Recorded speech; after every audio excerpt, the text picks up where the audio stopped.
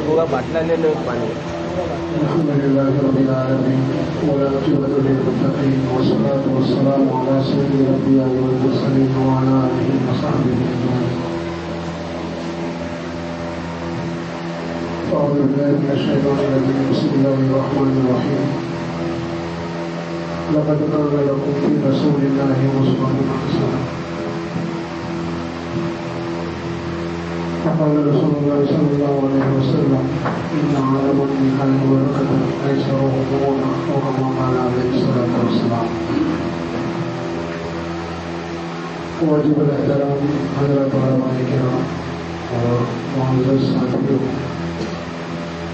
آپ کے یہاں حضرت مولانا عمران صاحب اور بھی علماء کرام ہیں. آپ کے پاس کتنے قیمتی علماء ہیں، ان کی موجودگی میں مجھے بلانا اور میرا بیٹھ جانا یہ تھوڑا جسارت کی بات ہے. میں ان سے اجازت لے رہا ہوں. اور ویسے ہی مولانا کے ہوتے ہوئے ہمت نہیں ہوگی. اور دوسری بات یہ بھی ہے کہ نکاح کی مجلس کے اندر، نکاح کی محفل میں عام طور پر لوگ سننے کے موڑ میں نہیں ہوتے، مستی کے موڑ میں ہوتے، مذاق کے موڑ میں ہوتے. آپ کے یہاں کا ماحول مجھے پتا نہیں، ورنہ عام طور پر ہمارے یہاں تو یہی ماحول ہوتا ہے. وہ جو 5-10 منٹ بھی زیادہ ہو جائے تو قاضی اور اماموں کو بھی برداشت کرنے کے لیے تیار نہیں ہوتے. ان کے ساتھ بھی مستی اور چھچوڑا پن شروع کر دیتے. آپ کے یہاں کا میں نہیں دے رہا ہوں، ہمارے یہاں کا دے رہا ہوں. آپ کے یہاں کا ماحول پتا نہیں، ایسا نہیں ہوگا. خیر بہرحال آپ لوگوں نے جس عقیدت اور محبت سے دعوت دی ہے، اللہ تعالیٰ اس کا ذرہ مجھے عطا فرما دے اور مجھے نیک ثانیہ بنا دے. تھوڑی سی بات ضرور رکھوں گا. دیکھیے، نکاح جو ہے وہ انسانی زندگی کی ایسی بنیادی ضرورت ہے کہ اس سے کوئی بھی مستغنی اور بے نیاز نہیں ہے. اس لیے علماء نے نکاح کی ابتدا کی عمر تو ضرور بیان کی کہ بالغ ہو گیا اور اس کو کیا ہے خواہش اور اس کے اندر کیا اتنی سوجھ بوجھ اور صلاحیت آ گئی کہ وہ فزیکل ریلیشن شپ کے ساتھ ساتھ جو جسمانی اور روحانی اور شرعی جو حقوق کے وہ ادا کرنے کے لائق ہو گیا، قابل ہو گیا، تو اس کا نکاح اس وقت کر دیا ہے. لیکن اینڈ کی کوئی عمر نہیں کہ زندگی کا کوئی موقع مرحلہ پڑا ویسا آیا. عمر کوئی اتنی عمر کے اس کے بعد نکاح نہیں ہو سکتے. ابتدا کی عمر تو ضرور بتلائی لیکن انتہا کی کوئی عمر نہیں بنے. اس لیے آپ کو تعلیم میں سیرتوں میں ایسے واقعات ملیں گے کہ انبیاء علیہ الصلوۃ والسلام نے اور ہمارے بزرگوں نے، صحابہ نے بڑی بڑی عمروں میں نکاح کی. تو یہ انسانی زندگی کی ایک بیسک اور بنیادی ضرورت ہے جس سے کوئی بھی مستغنا بے نیاز نہیں ہے. اس لیے آپ نے دیکھا ہوگا کہ دنیا کے دوسرے جو مذاہب ہیں اس میں بھی نکاح کی اہمیت اور ضرورت کو محسوس کیا گیا. ان کے نکاح کے طریقے الگ ہو سکتے، غلط ہو سکتے، ہم سے ہٹ کر ہو سکتے، لیکن نکاح کی ضرورت کو بھی مانتے ہیں. بلکہ اس سے بڑھ کر آپ سوچیں کہ ایسے لوگ کی جو آوارہ گردی کرتے ادھر ادھر لوگوں مارتے ہیں، غلط کام کرنے والے لوگ بھی کبھی یہ نہیں چاہیں گے کہ ان کی نسلیں ناجائز طریقے سے ہوں. تو بھی جب نسل کی بات آتی ہے، اولاد کی بات آتی ہے، تو بھی یہ چاہتے ہیں کہ اولاد جائز طریقے سے ہونی چاہیے، نکاح سے ہونی چاہیے. تو نکاح انسانی زندگی کی بہت ہی اہم اور بنیادی ضرورت ہے. اور آپ نے ایک بات کتابوں میں مسئلہ بھی پڑھا ہوگا اور سنا ہوگا ہمارے پڑوسی کو کہ جو چیز جتنی زیادہ ضروری ہو اللہ تعالیٰ نے اس کو بالکل عام اور سہل بنایا ہے. جیسے پانی انسانی زندگی کی بنیادی ضرورت ہے، اس لیے اللہ تعالیٰ نے پانی کو اتنا عام بنایا کہ ہر کوئی پانی پی سکتا ہے.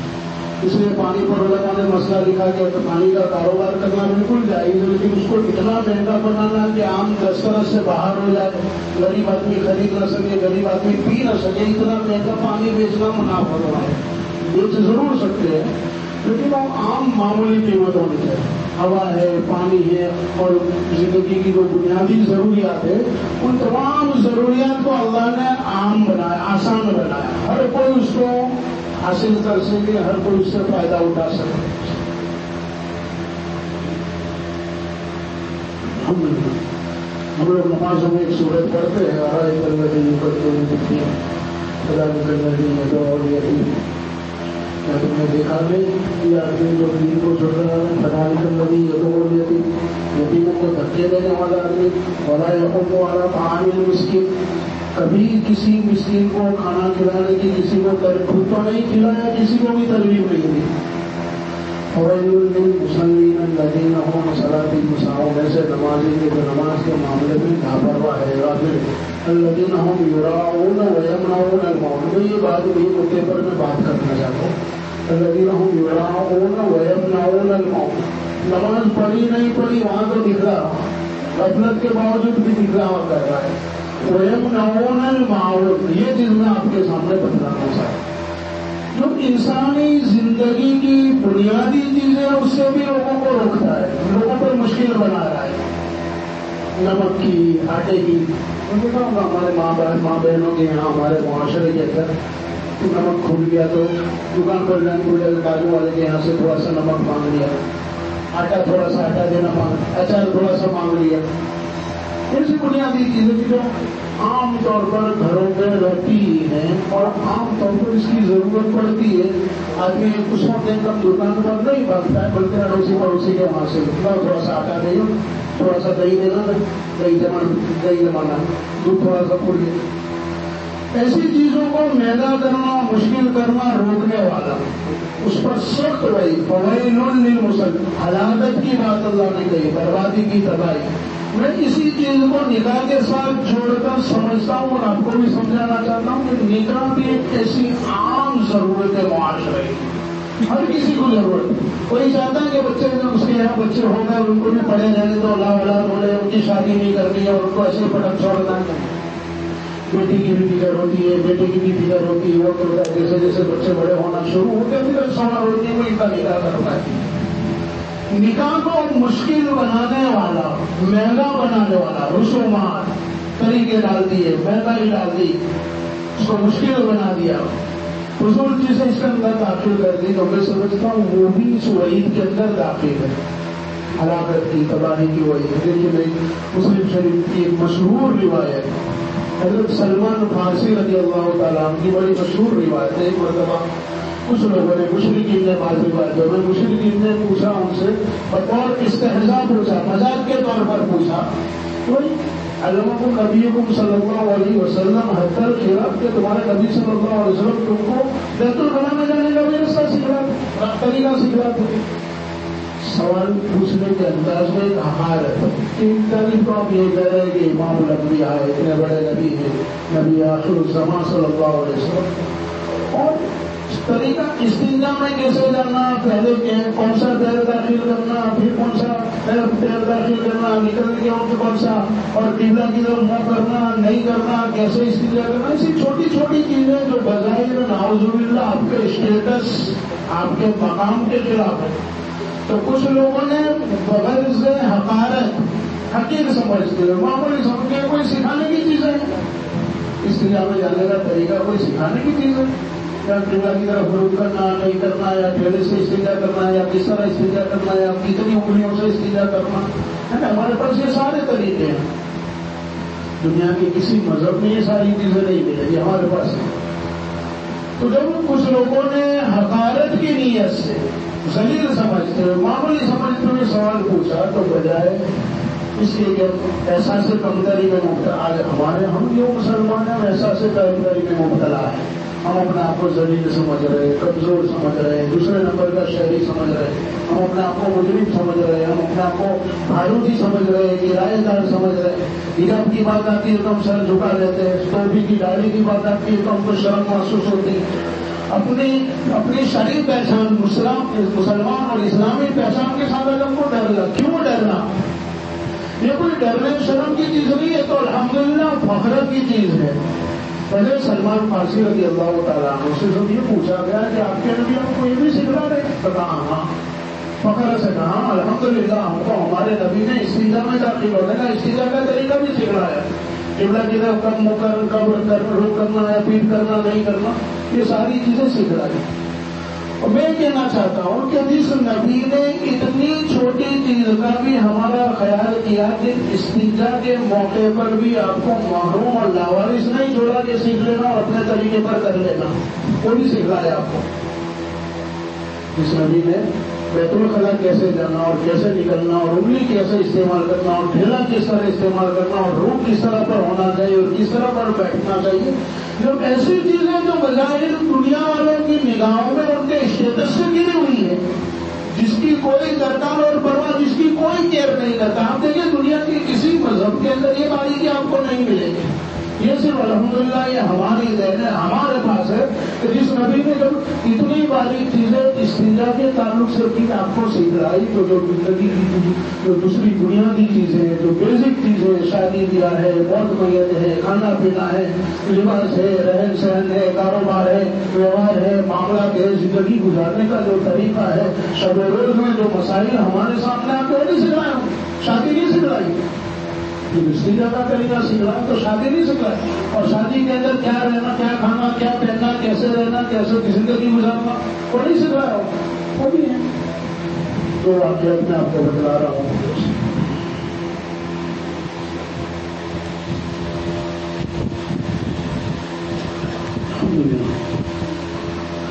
اللہ کے رسول صلی اللہ علیہ وسلم کے دو بہت ہی قریبی صحابی، ایک حضرت عبدالرحمن بن عوف رضی اللہ تعالیٰ نے، تمام کے نام سنا ہے، سفر حضر کے ساتھی عشرہ مبشرہ میں سے ہیں، مہاجرین میں سے ہیں، سابقین اولین میں سے ہیں۔ زندگی اللہ کے رسول صلی اللہ علیہ وسلم کے لیے آپ نے وقت وقت کی کپا دی۔ ان کا نکاح ان حالات میں ہوا کہ اللہ کے رسول صلی اللہ علیہ وسلم کو بھی پتا نہیں تھا۔ ایک مرتبہ صبح میں دیکھ رہے عبدالرحمن یہ داغ کس چیز کا ہے، فرمایا یا رسول اللہ گزشتہ رات نکاح ہوا تو اس کی خوشبو کا کچھ داغ لگ گیا ہے۔ دیکھیے اللہ کے رسول صلی اللہ علیہ وسلم نے اس کو کچھ بھی کہا، اولی بھلوں کی شادی، مالدار آدمی ہے، صاحب حیثیت آدمی عبدالرحمن، اس وقت تو پھر آج کے اور قیامت تک کے میں سمجھتا ہوں ان سے مالدار آدمی قیامت تک دنیا میں نہیں آئے گا۔ جس وقت آپ کی اس زمانے میں 1450 سال پہلے جب وفات ہو رہی ہے، اس وقت 5 کروڑ قریب دینار آپ نے چھوڑے ہیں، اس وقت پوری دنیا آپ کے جیب میں ہے۔ اتنا بڑا اور مالدار آدمی، اتنا صاحب حیثیت آدمی اور اللہ کے رسول کا اتنا قریبی آدمی کہ سفر و حضر میں ہمیشہ ساتھ رہنے والا، لیکن اس نے اس چیز کی ضرورت محسوس نہیں کی کہ شادی کے موقع پر اللہ کے رسول کو بلایا، بلکہ چاہیے تو یہ تھا مرتبہ سے اتنے لمبا بلایا، اللہ کے رسول صلی اللہ علیہ وسلم کو بلوا لیتے نکاح، کیا ہم نکاح پڑھائے، کیا ہم کو برکت کی ضرورت نہیں تھی، اللہ کے رسول نکاح پڑھائے، اس سے بہتر برکت کیا ہو سکتی ہے؟ لیکن انہوں نے اس کی ضرورت محسوس نہیں کی، شادی میں دعوت کی ضرورت محسوس نہیں کی۔ ادھر پیارے آقا جناب محمد رسول اللہ صلی اللہ علیہ وسلم کی یہ شادی، شفقت اور اخلاق کہ کوئی ناراضگی، تان تشنی، شرم نہیں آتی، ہم کو بھول گئے، ہم ہوتے تو پیچھا نہ چھوڑتے۔ ہمارے یہاں پہ کہاوت ہے کہ جب تک کوئی 2-4 لوگ ناراض نہ ہو شادی پوری نہیں ہوتی، تو شادی ادھوری ہے جس میں 2-4 رشتے دار ناراض نہ ہو، ایک موقع پر ناراض ہو جائے، اگر دولے کو اور گھر والوں کو انسانوں کو ٹینشن ہے تو ان کو سمجھا کر، یہ میرے یہاں کی بات کر رہا ہوں، یہ معاف کرنا آپ کے یہاں کی بات نہیں ہے۔ میں بات یہ کر رہا ہوں کہ دیکھیے یہ ایک نکاح اللہ کے رسول صلی اللہ علیہ وسلم کی آپ کی اپنی حیات کا موجودگی کا کہ اتنا قریبی صحابی اس کے نکاح ہو رہے، اللہ کے رسول کو دوسرے دن پتہ چل رہا ہے، اور وہاں آپ نے بھی کوئی ناراضگی، کوئی تانا تشنی کچھ نہیں، صرف ایک آدمی حیثیت والا آدمی، مالدار آدمی، دعوت کرنا، ولیمہ کرنا، بکری دوا کر دینا۔ جیسے ایک اور واقعہ مسلم شریف میں حضرت جابر بن عبداللہ رضی اللہ تعالیٰ، دیکھیے دونوں کتنے قریبی، وہ مہاجر سفر و حضر کے ساتھی عشرہ مبشرہ میں سے، جابر بن عبداللہ خادم ہے اللہ کے رسول صلی اللہ علیہ وسلم۔ ایک مرتبہ مزاحیہ انداز میں اللہ کے رسول صلی اللہ علیہ وسلم پوچھا، جابر شادی وادی کی کہ نہیں؟ اللہ کے رسول صلی اللہ علیہ وسلم پوچھ رہے، جابر شادی کی؟ کہاں ہے رسول اللہ کا کی شادی؟ کس سے کی؟ کہا رسول اللہ مدینہ منورہ کی رسول اللہ بیوہ ہو رہا ہے تو اس سے شادی کی۔ اللہ کے رسول مزاحیہ آتا ہے، مطلب کہ کسی باقی سے کرے گا، آج کچھ اور طویل روایت इन्होंने अपने घर की जिम्मेदारियां बतलाई कि रसूलुल्लाह घर में दूसरी बहनें और दूसरी औरतें हैं, तो ठहरेल औरत जो शादीशुदा है, ठहरेल औरत उसको इसलिए लाया ताकि दूसरों की तरबियत कर सके। देखिए दोनों वाकयात बिल्कुल करीबी लोग हैं, लेकिन इनकी शादियां इस तरह पर हो रही है कि अल्लाह के रसूल सल्लल्लाहु अलैहि वसल्लम को भी इसका इल्म नहीं है, बतलाना पूछना पड़ा और पूछने पर बतलाया गया। ये निकाह को सादा बनाया था। निकाह सादा होगा तो हमको हमारी बच्चियों का टेंशन नहीं होगा, क्योंकि अब बहुत सारी बच्चियां हर 4 रोज में सोशल मीडिया पर हमारी बेटी का तमाशा बनता है। पुणा लड़की पुणा हिंदू के साथ बात, हिंदू भी कौन सा पसंद करती है, दलित जमात और बिल्कुल जो रसीद किस्म के जो लेने के सामने अच्छे वो बड़ी वाले जो वहाँ बड़े वाले के यहाँ जाए तो कोई अलग नहीं। लेकिन हमारा स्टेटस कितना गिर रहा है, हम कितने जलील हो रहे हैं इस मामले के। हमको अगर हमारे बच्चियों के ईमान की फिक्र है, और सिर्फ लव लपाटे का प्यार मोहब्बत का मामला नहीं होता, वहां सामने टेंशन भी होता है। बहुत सारे वाकयात में आपको इल्म होगा, अल्हम्दुलिल्लाह इस मैदान में हमको काम करते हमको तजुर्बा है। कई इसके वाकयात होते हैं कि हमारी भागने वाली लड़की को उनके माँ बाप की, माँ की, बहन की पुष्ट पढ़ाई हासिल होती है, रजामंदी हासिल होती है। हमारे माशरे में कौन अपनाएगा, लाखों रुपये कौन लाएगा, 15-20 तरह का खाना होगा और इतने जोड़े कपड़े और इतना सोना और ये और जहेज और दुनिया भर का उसको क्या तमाशा करना और देना, इतना सब लाएगा कहाँ से गरीब आदमी, कहाँ से ये सारे मुतालबात समाज के पूरे करेगा। ये सारी जो रसूमात जिसको हमने लाजिम करार दिया है, निकाह का शादी का हिस्सा बना दिया, जिसकी मदद हो नहीं सकती। 10-12 आइटम हम खाने की ना लगे तो आपको जलील और रसूल समझा जाएगा। स्टार्टर्स में क्या है, 5-7 आइटम होनी चाहिए, दही बड़ा होना चाहिए, ये होना चाहिए, चिकन होनी चाहिए, पुलाव होना चाहिए, तो उसके बाद मेन कोर्स आना चाहिए। हमने निकाह को जो मुश्किल बनाया, उसमें रसूमात दाखिल कर दी, उसमें नमाज़िमात दाखिल कर दी, उसमें फजूल चीजें दाखिल, उम्मत का पैसा खर्च का, और आज जो हम टेंशन में है उसकी एक बहुत बड़ी वजह। अब वो हिजाब वाला मामला आया कर्नाटक में, तो लोग जोर शोर से कहते हैं हमारी स्कूलें होनी चाहिए, हमारी कॉलेजें होनी चाहिए। ये तो चीजें आपको 10-20 साल पहले सोचनी चाहिए थी।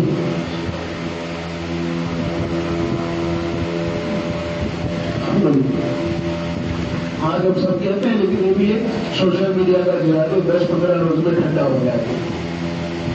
हकीकत ये है कि हमारा ये पैसा जो है, उम्मत गरीब नहीं, उम्मत का माल देखना, उम्मत की पोजीशन देखनी है। मैं दो बातें देखता हूँ, या तो उसकी शादी देखो या फिर रात को खाने पीने की लालियों पर देखो। मैं मजाक में एक बात कहता हूँ, ये उम्मत खाने पीने की अब इतने शौकीन है, मैदान हशर में भी लाली तलाश करेंगे कि कोई चाइनीज की लाली है, थोड़ा तेजा हो जाएगा। उम्मत गरीब है, हमारे पास माल नहीं है। अब देखो हमारी शादियां देखो और खाने पीने की लारी और तवे और चाइनीज देखो, आपको पता चलेगा उम्मत के पास कितना माल है। खैर ये तो मजहब के तौर पर कहा, वरना हकीकत में भी अल्हम्दुलिल्लाह हमारे पास जो निजाम है गरीब को संभालने का, गुर्बत को दूर करने का, ज़कात का, सदक़ात का जो निजाम है, दुनिया की किसी कौम के पास नहीं है। और जो जज्बा है वो जज्बा भी दुनिया की किसी कौम के पास नहीं। हमारे पास खर्च करने का जो जज्बा है, मैं देखा कभी सुना होगा कि दूसरा लॉकडाउन का तो ज़कात बाइकआउट करो, ज़कात कैंसिल, हिस्सा सुना कभी तो ज़कात बंद करो, भाई दूसरा तो लॉकडाउन का। बल्कि देने वालों ने ज़कात क्या, सदक़ात और खैरात और नफली सदक़ात बल्कि एडवांस ज़कात दे दी, और इतना कौम को तो संभाला, गैरों को भी संभाला, चापलूसी की हद तक भी संभाला, उनको अग्नि संस्कार और अग्नि दान भी किए।